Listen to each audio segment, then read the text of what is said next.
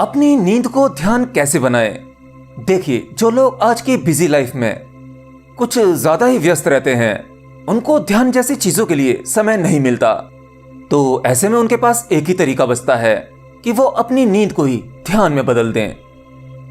देखिए, नींद में लगभग आपकी अवस्था एक बेहोशी की अवस्था होती है, लेकिन नींद में होश पूर्वक जाया जा सकता है। यानी आप सोते भी रहेंगे और होश में भी रहेंगे। तो सबसे पहले कुछ जरूरी बातें जो आपको सोने से पहले याद रखनी चाहिए। जैसे जब आप बिस्तर पर सोने जाते हैं तो याद रखें, बिस्तर पर जाने से तुरंत पहले आपको भोजन नहीं करना है। आमतौर पर ज्यादातर ऐसा होता है कि आप रात्रि का खाना खाते हैं और तुरंत अपना फोन लेकर बिस्तर पर लेट जाते हैं और फिर थोड़ी बहुत देर आप वही सोशल मीडिया की बकवास देखते हैं या फिर इधर उधर की बेकार की चीजें। और ये सब कुछ करने के बाद आप अंदर से और परेशान हो जाते हैं। अब इसमें आपको अच्छी नींद नहीं आने वाली। अगर नींद आ भी जाती है तो आपने जो कुछ सोशल मीडिया पे देखा या जो भी कुछ अपने मोबाइल में फालतू की चीजें देखी, उन सब का प्रभाव आपके मन पर यानी आपके भीतर होगा। नींद आने के बाद भी आपको कुछ गलत सपने आ सकते हैं। तो आपको बिस्तर पर जाने के 2 या 3 घंटे पहले ही भोजन लेना है, जिससे कि आपका भोजन डाइजेस्ट हो जाए। बेहतर होगा कि आप थोड़ी शरीर की शुद्धि कर लें। यानी अगर आप ठंड में नहा नहीं सकते, अपने हाथ पैर धोकर बिस्तर में जाएं।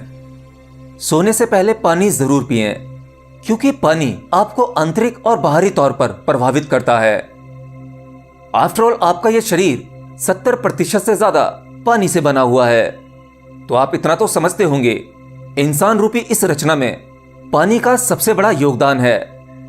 अगर आपके शरीर में पानी की कमी हो जाएगी तो यह शरीर नहीं होगा, यह नष्ट हो जाएगा। तो आपने सोने से 2-3 घंटे पहले भोजन ले लिया। याद रखना, भोजन बहुत ज्यादा नहीं लेना है, नहीं तो आपके शरीर की ऊर्जा उस भोजन को डाइजेस्ट करने में खर्च होगी। जबकि अभी आपको ध्यान में उतरना है। ध्यान में जितनी ज्यादा रिजर्व ऊर्जा होगी, आपको उतनी जल्दी ध्यान में एंट्री मिलेगी और एक्सपीरियंसेस होंगे। भोजन हो गया, शरीर शुद्धि हो गई, आपने पर्याप्त पानी भी ले लिया। अब आपको आराम से अपने बिस्तर पर लेटना है, बिल्कुल सीधे। अच्छा होगा कि आप शवासन में लेट जाएं और आराम से लेटने की कोशिश करें। आपके शरीर का कोई भी अंग हलन चलन में नहीं होना चाहिए। बिल्कुल शांत, जैसे एक मुर्दा पड़ा होता है। एक मुर्दा इंसान भीतरी और बाहरी किसी भी प्रकार की एक्टिविटी नहीं करता। आपको ऐसे ही लेटना है। फिर आपको अपनी चेतना को पूरे शरीर में घुमाना है, एक एक कर कर। आप रोटेशनली पैरों से लेकर अपने सिर तक अपनी चेतना को घुमाएं। यानी अपने पूरे शरीर को एक एक कर कर महसूस करें। आप जिस भी हिस्से को महसूस करेंगे, समझो वहीं आपकी चेतना का फोकस ज्यादा होता है। अब आप अपने शरीर को लेटा हुआ देख रहे हैं। इससे आपका शारीरिक बोध कम होगा और आत्मबोध बढ़ जाएगा। आप यह जान पाओगे कि आप यह शरीर नहीं हो, क्योंकि आप अपने शरीर को रोटेशनली देख रहे हैं। और आप देख रहे हैं, महसूस कर रहे हैं। मतलब आप वो नहीं हो जिसे आप देख रहे हैं या फिर महसूस कर रहे हैं। अब आप अपने मन को जांचो, देखो अंदर क्या चल रहा है। ये मन क्या चाहता है, मन में किस प्रकार के विचार चल रहे हैं। अगर आप थोड़ा प्रयास करेंगे तो शरीर से तो फिर भी आप थोड़ी दूरी बना सकते हैं, लेकिन ये मन आपकी भीतरी घटना है। आप इस मन को केवल एक यंत्र की तरह देखो कि यह एक यंत्र है। इस यंत्र में कुछ विचार चल रहे हैं, ये कुछ सोच रहा है। इसमें कुछ पुराने और नए अनुभव हैं। यह आगे और भी अनुभव को जमा करेगा। अब कुछ देर आप इस मन को एनालिसिस करोगे तो आपको हल्का हल्का बोध होगा कि आप ये मन भी नहीं हो। और आपको यह दृढ़ संकल्प करना है कि जो आपके बेड पर यह पड़ा हुआ शरीर है, ये आप नहीं हो। और आपके भीतर, आपके मन में जो विचार चल रहे हैं, आप वो भी नहीं हो। तो आप हो कौन? आराम से गहरी सांसें लीजिए। सांसें नाभि तक जानी चाहिए। बिल्कुल रिलैक्स सांस लेते रहिए, बाहर छोड़िए। सांस को भीतर लीजिए, बाहर छोड़िए। आपका शरीर बिल्कुल शांत पड़ा हुआ है। आपने इतना हल्का महसूस पहले कभी नहीं किया, क्योंकि आपके भीतरी और बाहरी रचना में जो भारीपन होता है वो आपके शरीर और मन के बोध की वजह से होता है। आप इस शरीर को मैं समझते हैं या फिर आप अपने मन को ही मैं समझते हैं। आपका यह शरीर किसी भी घटना में भाग लेता है, उसके बाद मन अपना कार्य करता है, उस घटना से जुड़े हुए विचारों को उत्पन्न करता है। विचारों से और नए विचार पैदा होते हैं और आखिर में आपका ये मन और शरीर आपके मानसिक और शारीरिक कष्टों का कारण बनता है, आपको सही रास्ते से भटकाता रहता है। लेकिन इस प्रक्रिया में आप अपने शरीर और मन से मुक्त होने लगोगे। ऐसे ही कुछ ध्यान की अवस्था में होता है। बस आपको ऐसे ही लेटे रहना है, लंबी श्वास लेते रहना है। श्वास प्राकृतिक होनी चाहिए। अब आप धीरे धीरे अपनी नींद में प्रवेश पाएंगे।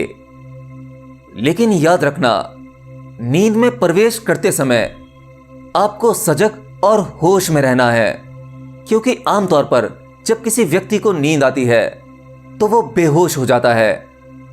आप कहते हैं ना कि रात में 11 बजे सोया। असल में आप अपना सही समय कभी बता ही नहीं सकते कि आप कितने बजे सोए, क्योंकि जब आपको एग्जैक्ट नींद आती है तब आप बेहोश हो जाते हैं। लेकिन अब आपको होश पूर्वक जागते हुए नींद में प्रवेश करना है। चिंता ना करें, आप अब भी सोएंगे, लेकिन यह नींद एक योगी की नींद होगी, एक ध्यान की अवस्था होगी। अब आप सोते हुए भी जागे रहेंगे, क्योंकि नींद की आवश्यकता आपके शरीर को होती है और आपका शरीर प्रॉपर नींद ले लेगा। आप इस शरीर और मन से ज्यादा क्लोजली चिपके हुए हैं। इनफैक्ट आप ये खुद को यही समझते हैं। तो जब आप होशपूर्वक नींद में प्रवेश करेंगे तो आपका यह शरीर और मन का बोध बहुत ही कम हो जाएगा। कुछ दिनों के प्रयास के बाद ऑलमोस्ट आपका कनेक्शन कट जाएगा और आप जान पाएंगे कि असल में आप ये शरीर नहीं हो और मन भी नहीं, और उदय होगा उस आत्मा का। आप उसका बोध कर पाएंगे। याद रखें, होशपूर्वक नींद में ध्यान प्रवेश पाने के लिए आपको कुछ दिन का प्रयास करना पड़ेगा। यह प्रयोग पहले दिन में ही सफल नहीं होगा, और क्या पता किसी व्यक्ति का पहले दिन ही सद जाए। और ऐसी निद्रा में अगर आपको कुछ स्वप्न आते हैं तो हो सकता है ये नेचर, ये यूनिवर्स आपको स्वप्न के जरिए कुछ मैसेज देना शुरू कर दे, आपको रास्ता दिखाने लगे। क्योंकि असल में जिसका कोई गुरु नहीं होता और वो नेचर के क्लोज हो जाए, इस यूनिवर्स को ही प्यार करने लगे, इस नेचर को प्यार करने लगे, तो ये नेचर, ये यूनिवर्स उसके लिए गुरु का काम करता है, उसको सही मार्ग दिखाता है। और कुछ दिन के प्रयास के बाद जब आप इसमें सफल हो जाएंगे तो आप वही व्यक्ति नहीं रहेंगे जो आप पहले थे। लगभग ये वही अवस्था हो जाती है जैसे किसी साधक को समाधि में अनुभव होते हैं। अब आप जीवन को दूसरे नजरिए से देखेंगे और अपने मृत्यु के क्षण में पूरी तरह से होशपूर्वक रह पाएंगे। आप दूर से अपनी ही मृत्यु को आते हुए देखेंगे और अपने ही शरीर को देखेंगे कि आत्मा किस प्रकार इस शरीर से अलग हो रही है। आप सब कुछ भली भांति होशपूर्वक देख पाएंगे और यह अनुभव आपको जन्म मरण के चक्कर से मुक्ति दिलाएगा। इसी को मोक्ष कहते हैं। एनीवे, मैंने अपनी एक पिछली वीडियो में कहा था कि होशपूर्वक मरने के बाद आपका एक जन्म और हो सकता है और उस जन्म में आपको मोक्ष या निर्माण या कहें सत्य की प्राप्ति हो जाती है। तो उम्मीद करता हूं आप ये प्रयोग करेंगे। और हाँ, आप में से बहुत से लोगों ने हमारा दूसरा चैनल आंसर वर्ल्ड अभी तक सब्सक्राइब नहीं किया है। तो अगर आप अपने अध्यात्म के सवालों को लेकर परेशान हैं और कुछ जानना चाहते हैं तो जाकर आंसर वर्ल्ड को सब्सक्राइब करें और वहां जाके अपने सवाल को कमेंट करें। वहां आपके सवालों पर वीडियोस आती रहती हैं।